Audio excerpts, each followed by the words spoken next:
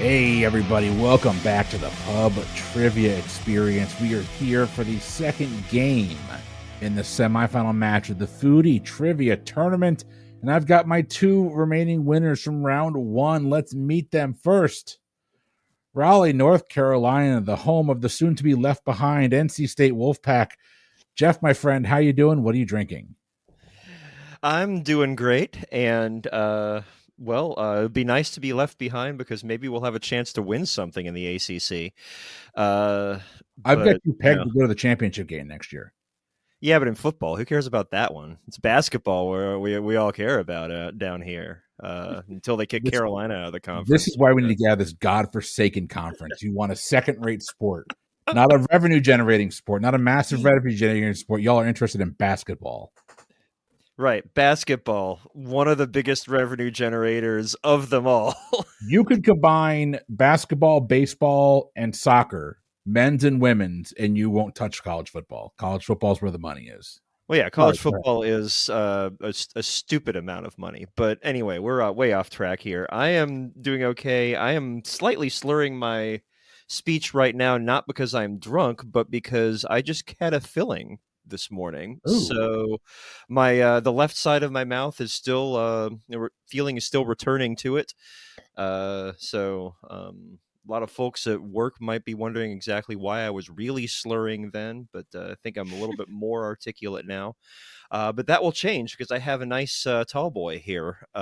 This is the Trophy Brewing Tough Folks. It is the trophy collaboration with American Aquarium. American Aquarium is not a brewery, but a band. So I'm not really sure how the collaboration works. If it's just like the band decided they would give some branding to Trophy and Trophy made the beer. I have no idea, but whatever. It's a Vienna lager. It claims to be locally sourced. Guess that means they got their malt from Epiphany Malts in North Carolina. So sure. All right. We'll go with that.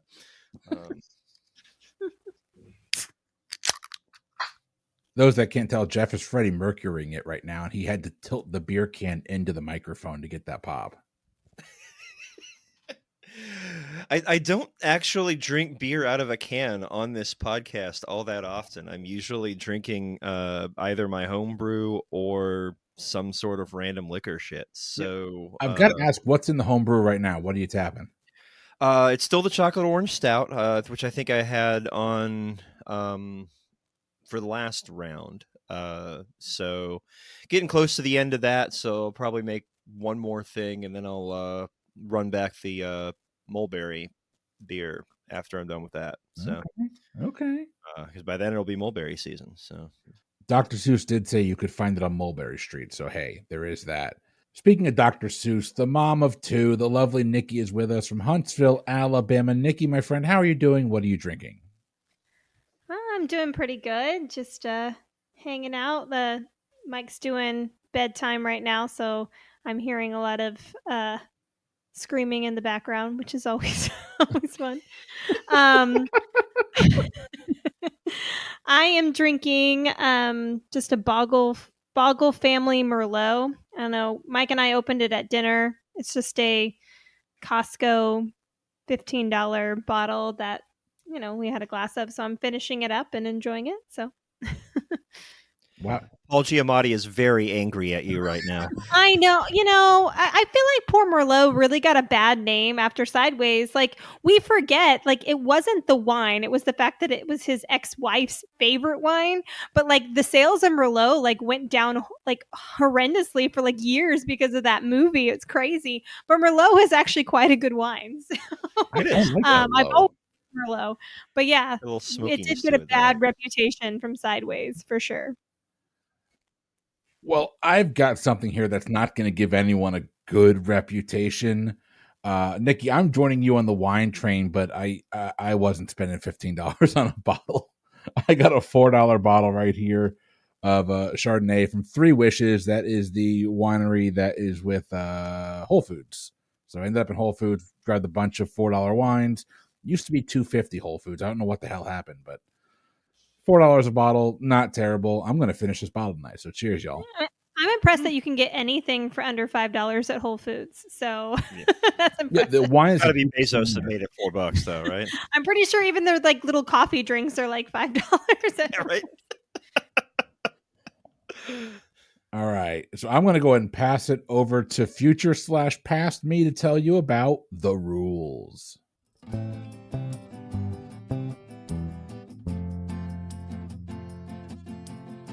The rules of the Foodie Trivia Tournament rounds 2 and 3 are simple. Our contestants will face off in 3 rounds of trivia.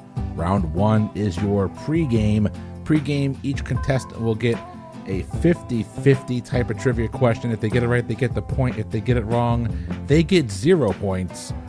For round 2, things get a little bit crazier than they did in the first iteration of the game. In round 2, our contestants will choose 10 questions. They can either go for a 3-point or a 2-point question. If they opt for a 3, they will get the question with no multiple choice answers, and they will be forced to answer the question. There is no option to make it a 1-point question. If they go for 2, they still have the option to bring a 2-point question down to a 1-point question, which will basically remove 2 of the multiple choice answers. After that, we go into round 3, the wager round. In the wager round, our contestants will wager however many points they want on 3 trivia categories. They are wagering only on the categories, and when they get the question, if they get it right, they get the points. If they get it wrong, they lose the points. Whoever has the most points at the end of the game will be our winner. And now it's game on.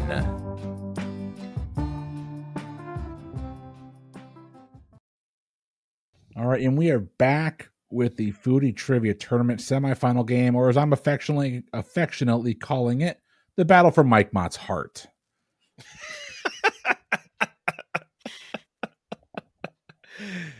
We got the guy that's known him longer than most people, and then the woman that said, yes, I want to be around that the rest of my life. So, fair?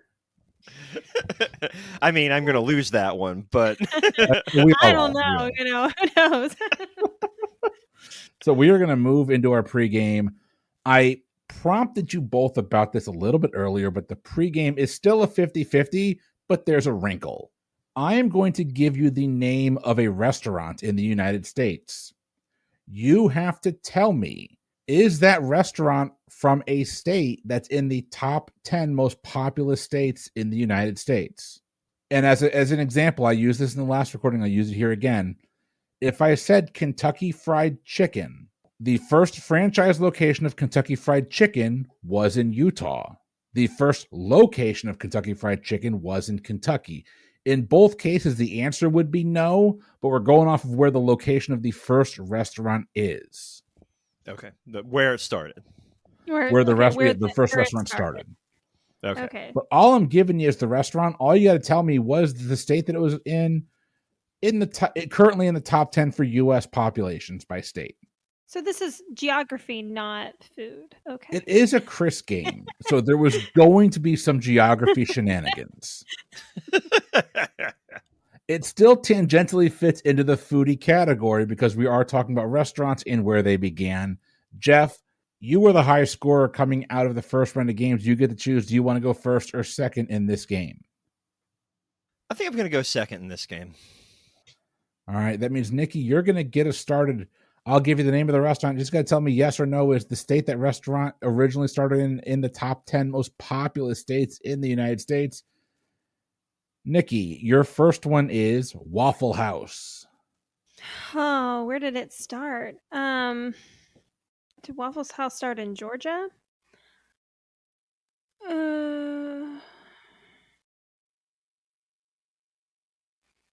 My guess is going to be no. I feel like it was like a more of a southern state. I don't know if it's going to be the most populous. So I'm going to say no.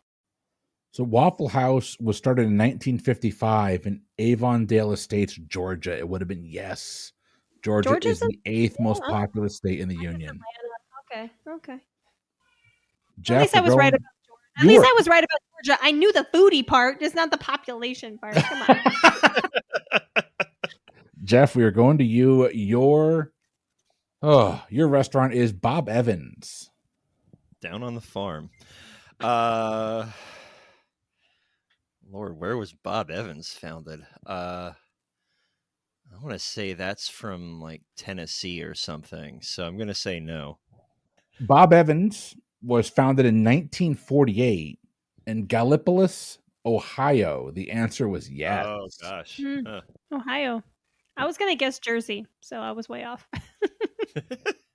All right, Nikki, you're getting everyone's favorite seafood haunt, Long John Silver's. Long John Silver start. I mean, there's not that many anymore. Like, there's very few. Thank God. I want to say it was like probably, it might have been North Carolina. I'm going to say no.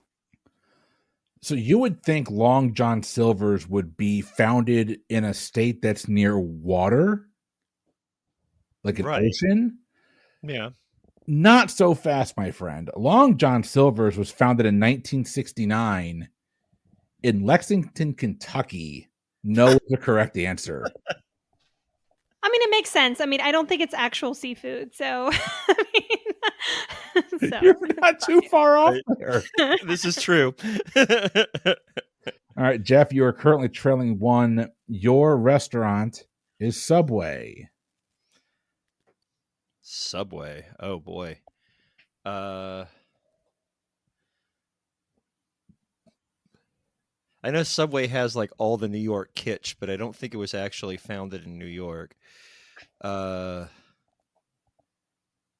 feel like it was founded in like somewhere super random, but I don't know. Yeah, wild ass guess on this one. I'm just going to say yes. Subway was not founded in New York. Subway was founded in the hometown of one Christopher Ligori in Bridgeport, Connecticut. The answer is no. We're known for two things in Bridgeport. One is Subway. Two is all the waterfront property is industrial. Good use of space. I mean, it was back in when the city was founded, but yeah, they should probably do some redistricting. Right? All right, Nikki, you got a 1 point lead as we go on to question number 5. Your restaurant is Qdoba. It's got to be California or maybe Arizona. Oh, could have been East Coast. I don't know, because Qdoba might have been more like Massachusetts. I'm gonna go yes. Maybe it's like California or Massachusetts. Oh, I don't know. So. Unfortunately, not California. Qdoba formed in 1995 in Denver, Colorado. The answer is no. All right, Jeff, if I'm giving Nikki Qdoba, I'm giving you Moe's Southwest Grill. Welcome to Moe's. The crappiest one also is what we also refer to it as. It's not great. Look. Where the hell was Moe's founded? I have no idea. I'm just gonna wag a yes. Moe's was founded in Springfield, Illinois. It's a tavern, actually. I got one. No, it's not. That's where Moe's. That's where Moe's is from. The Simpsons, Jeff. I thought that Springfield was in New Mexico, but canonically, it doesn't matter. This particular Moe's, so Moe's Southwest Grill, Illinois, is from Atlanta, Georgia. Oh.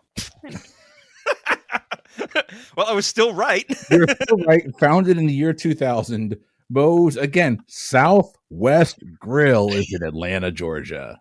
I mean, maybe it was in Southwest Atlanta. Atlanta is big enough. Nikki, we're going to you. You've got 2 pregame questions left for each of you. Nikki, you're getting the pizza joint Papa John's. I don't know where these things started.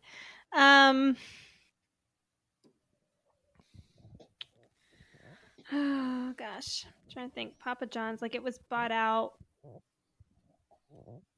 Who bought it? Someone famous bought it. Where was he from? I'm gonna say no.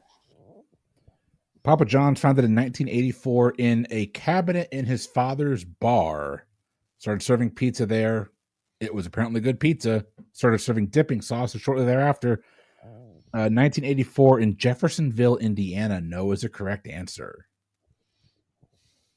The hub of the best pizza in the world. Jeffersonville, Indiana.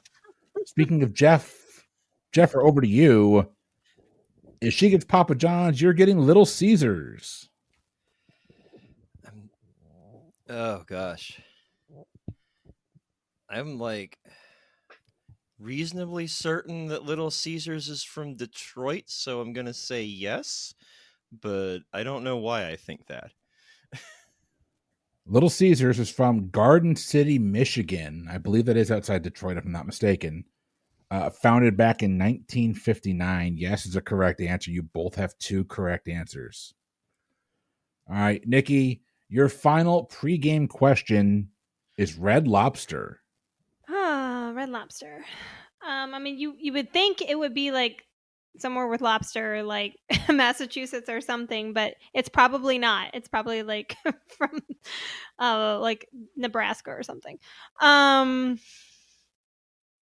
Just because that Those seems to be famous the trend. Nebraska lobsters.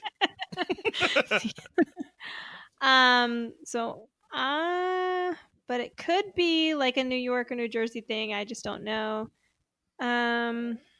I'm gonna guess no. Nikki, Red Lobster, I found out today, is actually from Lakeland, Florida. Huh. So when you think of seafood, Florida comes to mind. Lakeland does not. It does not. So the answer would have been yes. Part of Florida that's not on an ocean. Yes, it's Central Florida, but it was formed back in 1968 in Lakeland. So no is the correct answer. Jeff, you can take a 1-point lead going into the main game. Your restaurant is... Yes was the correct answer there. Florida's the 3rd most populous state in the country. Yeah, she said no. Yeah, I said no, and you just said no was the correct answer. So I'm sorry. I meant to say no, you did not get the question correct. I apologize. I did not give you the point. I knew I got it wrong when I heard Florida. But. Yes. So no is the correct answer. Jeff, yours is Olive Garden. That's another one of the Dardens. Which makes you think that if Red Lobster is Florida, Olive Garden is probably Florida too. So I'm going to say yes. It is one of the Dardens. I would encourage you, if you don't know the story behind Olive Garden, I looked it up. I believe they started off as an offshoot of General Mills as their restaurant division. Okay. I'm pulling it up right now. That's interesting.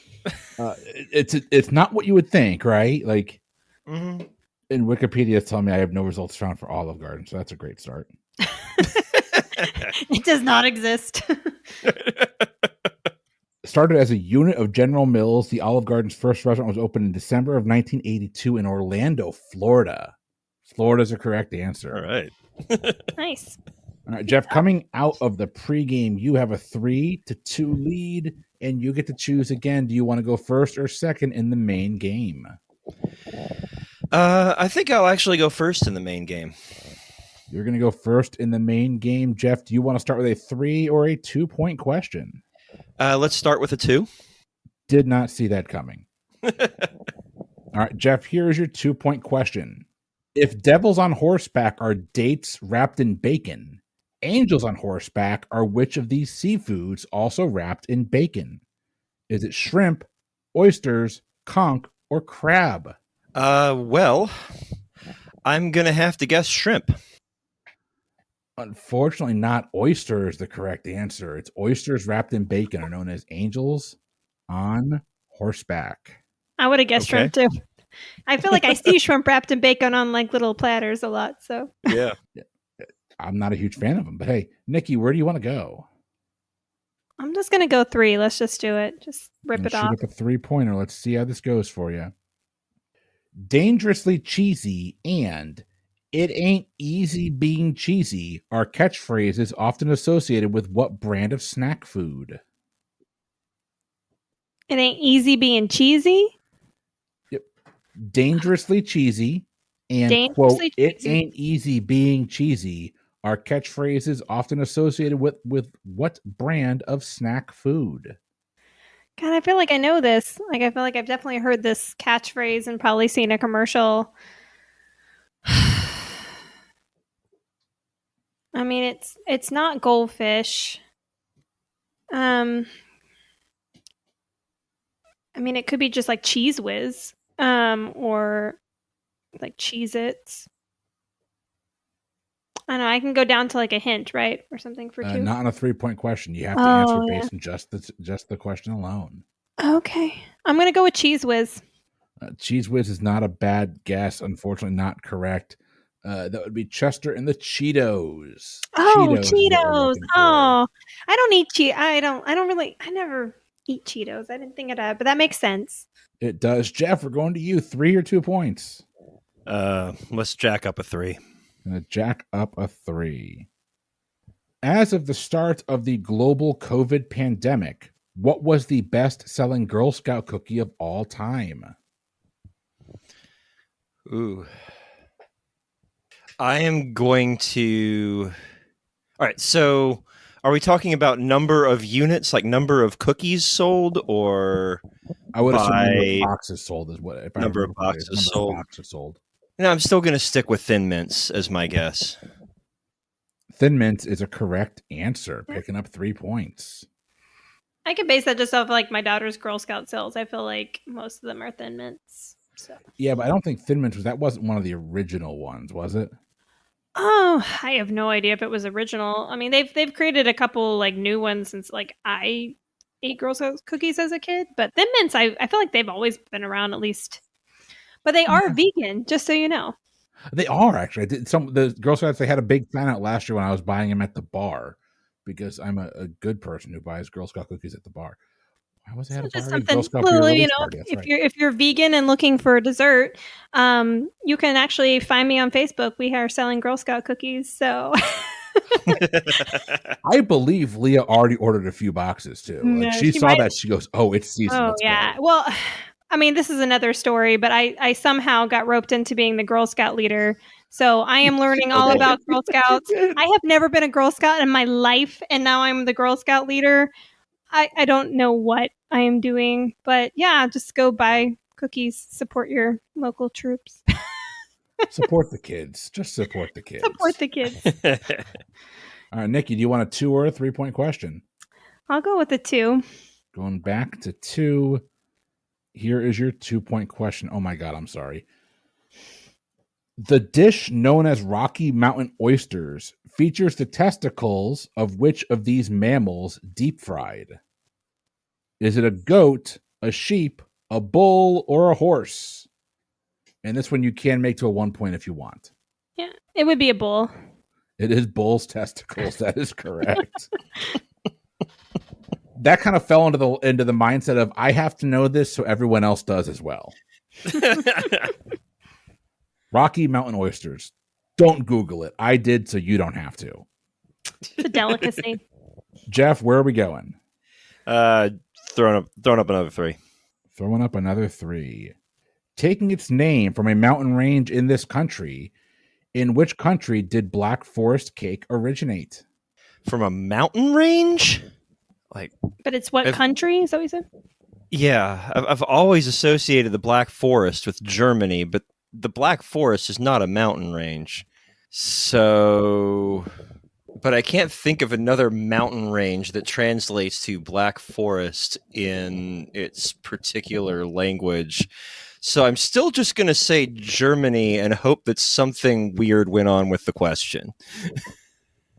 So the Black Forest is a mountain range, and it is in Germany. It's called a forested mountain range in Germany. Really? It is. Where are the mountains? It's a large forested mountain range in the state of Baden-Württemberg. Württemberg, yeah. Yep. Mm-hmm. In southeast Germany, bounded by the Rhine Valley to the west and south and close to the borders of France and Switzerland.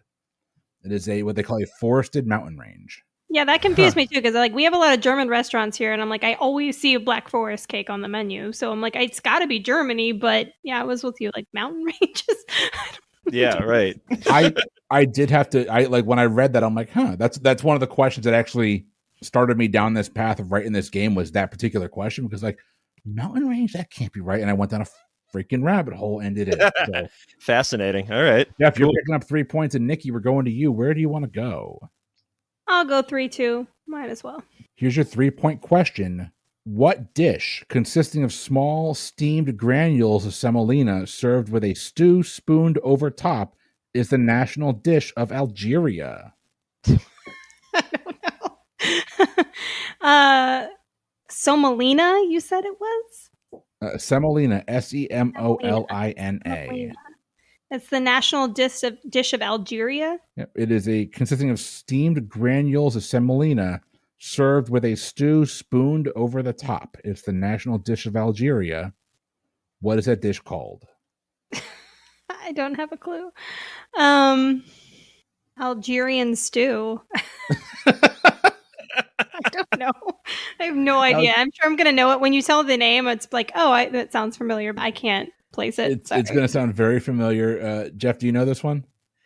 Well, I know that the stewed granules of semolina are couscous, but I have very little idea what the stew would be.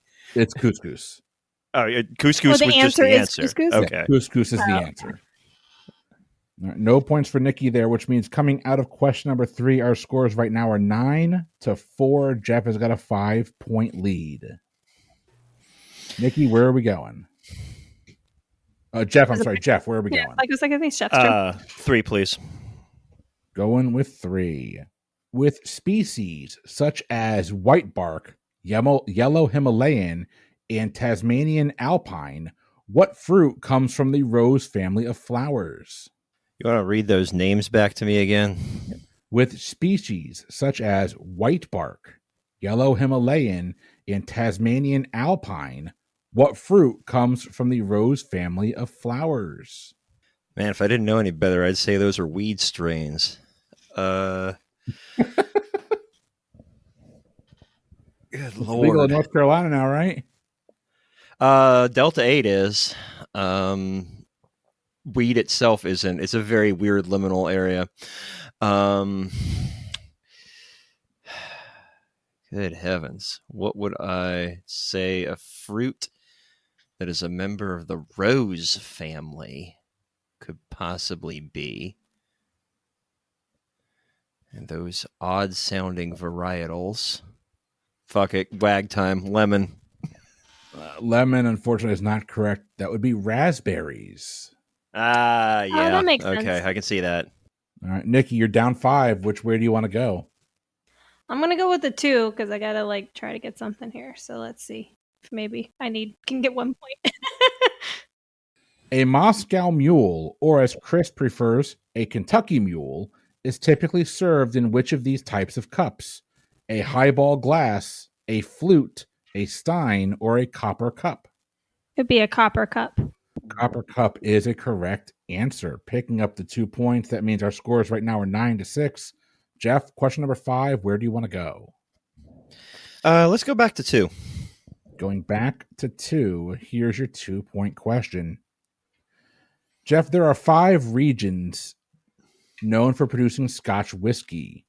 I'm going to give you 4. You have to tell me which of these regions extends the furthest south. Is it the Speyside, the Highland, Campbelltown, or Islay or Island? I have a guess, but I need you to narrow it down for me. Okay.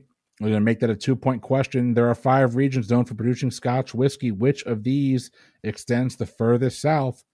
Is it Speyside or Campbelltown? I think it's Speyside. No, it's actually Campbelltown. Yep. The one that I left off there was obviously the lowland part of Scotland, but Lowland and Campbelltown. It's a really cool map if you get a chance to look it up. I wish to go tour all 5, so I will set up a separate Indiegogo for that, where you can send me and Jeff and Mike and Nikki and Leah and all of our friends and family, and you can just pay for us to go drink scotch. That'd be great. I'm here. Sounds like fun. It does, right? It sounds like a great trip. Nikki, where were we going? I'll do it 2. Going to 2. Which of these Canadian provinces is the world's largest producer of maple syrup? Is it Ontario, Saskatchewan, Alberta, or Quebec?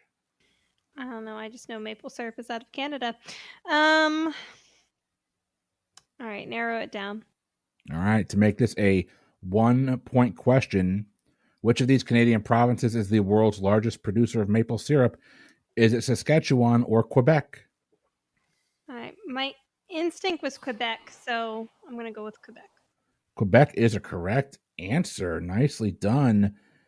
And you have narrowed the game. It is currently 9-7. Jeff, where are we going? 3. Keep bricking my 2-pointers, so why bother with it, right? You abandon your strategy for literally not just all of the Foodie Trivia Tournament, but the World Traveler Trivia Tournament. You just jacked up threes the entire time. So, well, I lost the World Traveler Tournament. You did.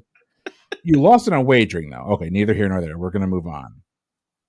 What dish, originating in Delmonico's in New York City in 1876, features a layer of sponge cake topped with ice cream and surrounded by toasted meringue? Sponge cakes topped with ice cream, surrounded by toasted meringue. I can picture it. I feel like there are other famous dishes that are coming out of Delmonico's that I have stuck in my head that I can't disentangle from the actual correct answer here. So I'm just going to say like shortcake. Shortcake is not a correct answer. I think the New York City part's throwing you a little bit off because this is actually called a baked Alaska. Oh, okay. Yeah. Yeah. Nikki, you are down 2. Where are we going? This was the meringue on top, right? Okay. The meringue on it's delicious too. I do like a good baked Alaska. Nikki, where are we going? I'll try 3. We'll see what happens. We're going back to 3. Known around the world for its magnificent food, what dish consisting of stewed meats and vegetables is actually the national dish of France? Stewed beef and vegetables? Stewed meats and vegetables. Stewed meats and vegetables. Beef bourguignon? Nah, unfortunately not. Pot-au-feu is what we're looking for there. Oh, okay. Had this been a round 1 question, beef bourguignon would have been one of the options, though, so don't feel too bad about that. All right. I mean, I know that beef bourguignon is like stewed beef and it has like some veggies in it, but it's not necessarily like you were thinking more like I was trying to think like what is a French like pot roast. So all right, we're moving right along. Question number 7. Jeff, where do you want to go? 3. Shooting up a 3. Here you go. Traditionally, what type of frosting is used to frost a carrot cake? Usually a cream cheese frosting, right? Cream cheese frosting is correct. Jeff picking up the 3 right there. All right, Nikki, you're currently trailing 12-7. Where do you want to go? I'll go 3. Here is your 3-point question. Neither bagels nor lox were invented in the U.S., but it took Jewish New Yorkers to first put them together. But what type of seafood is lox? Salmon. Salmon is correct. Of course, you ask her the Jewish question. Come on, man. I'm running down a list here, sir. That's just how the falafel crumbles. All right. I do love, I mean, like a bagel with cream cheese and lox. It's so good, right? I don't even need seafood, but it's good. Delicious. All right, Jeff, where do you want to go? 3. You got a 2-point lead. You're going for 3. Jeff, how many ice cream flavors does Baskin Robbins have? It used to be 31. I feel like it's more than that now, but I'm just going to say 31 because that's in the title of the whole thing. And I guess we're going to see what it actually is. 31 is actually correct. I believe they kind of move ones in and out of production. Oh, yeah. Okay. So all right. So it's like rotated. 31 at a time. Yeah, okay. I was like, it's 31. It's 31. 31 is the correct answer. That puts you up to 15, a 5-point lead. Nikki, where do you want to go? I'll go 3. Going with a 3-point question. Nikki, which sandwich is the most sold sandwich at McDonald's? Which sandwich? Like, so, I mean, any other. Okay, so it's got to be the Big Mac. Big Mac is a correct answer. I would have gone with the cheeseburger. I actually would have gone with Egg McMuffin. Egg McMuffin's not a bad one either, or the bacon, egg, and cheese bit. Like I would have gone breakfast sandwich. Actually, no, it has to be the Big Mac. That's like the signature. You're right though, because the 24-hour McDonald's typically have like the lunch and dinner foods all day. So okay. Didn't they go through a stage where they were doing like breakfast all day? And like I don't know if they do that anymore. But... They don't, but they should. All right, Jeff, 2 questions left. You're currently up 13-15. Where are we going? 3. Originating in Spain, the dish consisting of stewed beef and tomatoes with a sofrito base is one of the national dishes of Cuba, but has regional variations around the world, including across Latin America and the Philippines. So the dish originated in Spain, consisting of stewed beef and tomatoes with a sofrito base, and it's one of the national dishes of Cuba, but has regional variations around the world, including across Latin America and the Philippines. Well, you throw in the Philippines in there, makes me think of adobo. And I'm going to go with that because I don't have any better guesses. Unfortunately not. Ropa vieja is what we're looking for. Yeah, okay, yep. I knew that from working at the Columbia in... Oh, nice. This is so good.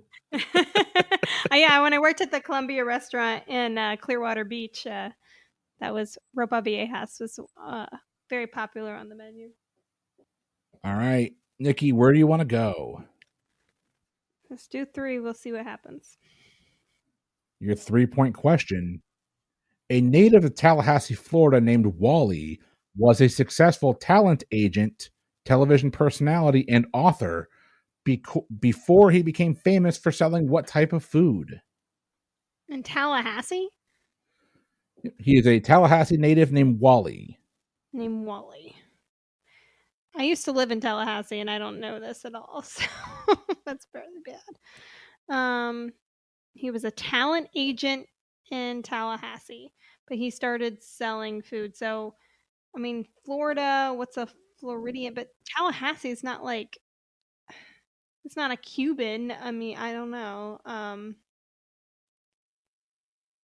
Talent agent. Wally. So, right, what is Wally? I don't know. I don't have an idea. If you could get to the last name, you would get it. His full name is Wally Amos. Those would be famous Amos cookies. Oh, okay. That now makes kind of sense. I never would have gotten Wally or Amos from Wally. So if you had said Amos, I would have gotten it, but I don't. Wally? I didn't know his name. Amos is in the name. That's too easy. Yeah, I know, but I didn't know famous Amos was named Wally Amos. I didn't know. Sorry. It's all right. Jeff, you're currently up 2 points. Where do you want to go? Let's go for 3. And I was kicked off for that entire last question, so I don't even know the answer. I know you guys are talking about Amos, so there was probably cookies. So it was famous Amos cookies. The question was, a Tallahassee native named Wally was a successful talent agent, television personality, and author before he became famous for selling what type of food.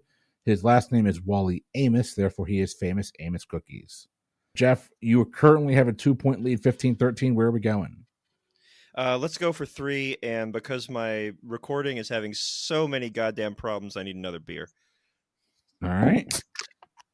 I need to go get some famous Amos cookies. They sound pretty good right now. Like, those are actually really good. Like, as far as like, no, I like them though. But like, you know, as far as like I like them better than like Chips Ahoy. I don't know. I just like the little.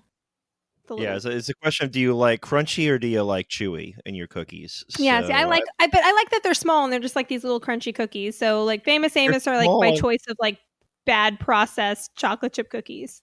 So. Right. All right, Jeff, here is your 3-point question. What French pastry drew its inspiration and shape from the Austrian food called Kipferl? The croissant.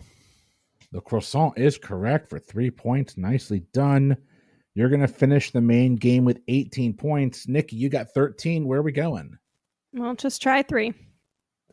Nikki's going for 3 as well. Here's your 3-point question. Nikki, what restaurant franchise came under fire for their Eat Fresh slogan after over 100 chain operators signed a letter alleging that the lettuce and many vegetables in their locations were over a week old when they were served. I mean, Subway is Eat Fresh. Subway is a correct answer. You guys end with 3s each. We are on to your wager round. Your wager round, you're going to wager your points in any way, shape, or form that you want. You can break up those wagers any way that you want. You're going to wager solely on the categories provided. The rules are you must wager whole numbers, no negative wagers, and you cannot wager a total amount that's greater than your score right now. Jeff, you're sitting at 18 points. Nikki, you're sitting at 16. Your wager round categories are going to be French cooking, the military, and frozen food. French cooking, the military, and frozen food. Lock in your wagers while I send it over to a word from tonight's sponsor. Hey there, PTE Network listeners. Do you like fantasy sports? Poring over stats and trash talking your league as you take home the trophy? Do you dislike fantasy sports? Have no idea what PPR is and prefer to keep it that way? No matter how you answered those questions, this podcast is just for you. On draft days, we play fantasy sports, just without the sports. Instead of drafting athletes, we draft anything. Fictional dogs? Sure. New metal bands? Absolutely. Breakfast cereal? Why not? Everything is up for grabs as we try to build the best fantasy teams possible. The best part? I made up a bunch of rules that allow us to score points, so someone gets to walk away the winner. Listen along as my guests and I have a few drinks and have a lot of fun building fantasy teams out of whatever we feel like. Starting this February, you can join me, your old pal Jeffy Donuts, every Wednesday for new episodes of Draft Days. That's DRAUGHTDAZE. It's a pun. It's a beer pun.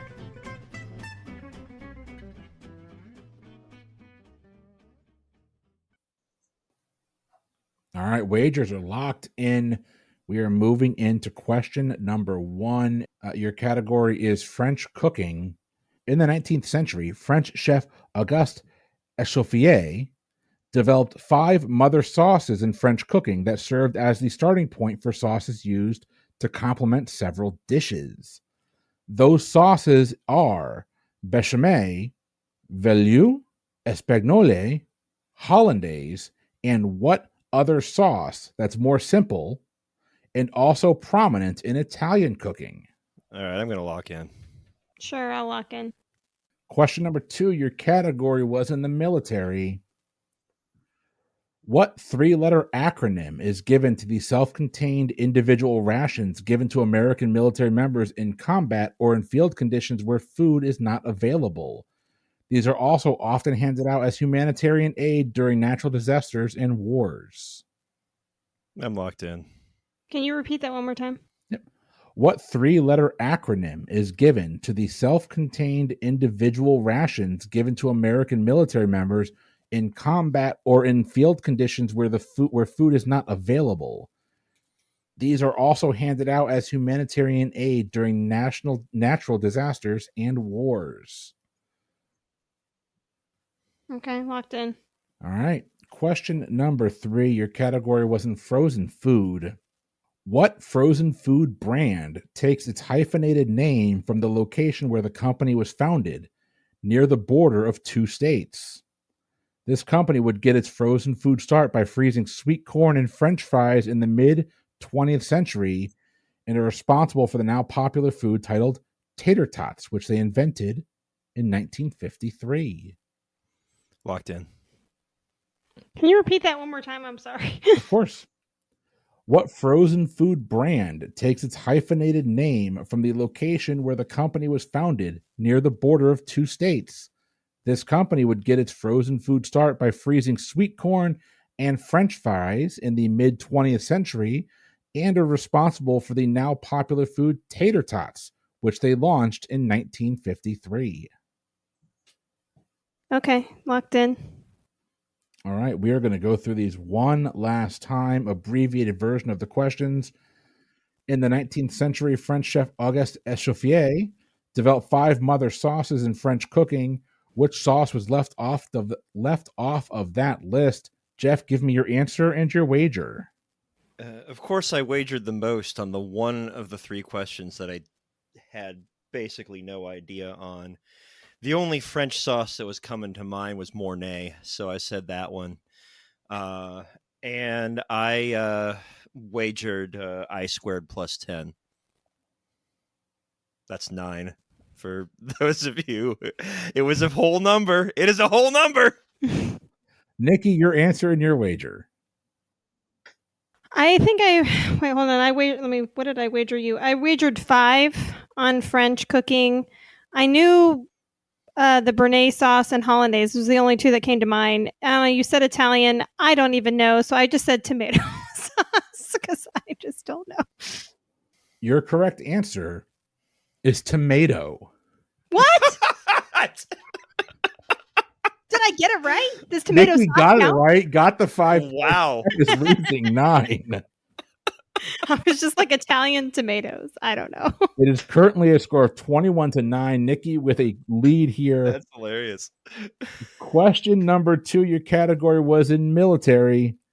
What 3-letter acronym is given to the self-contained individual rations given to American military members in combat or in field conditions where other food is not available?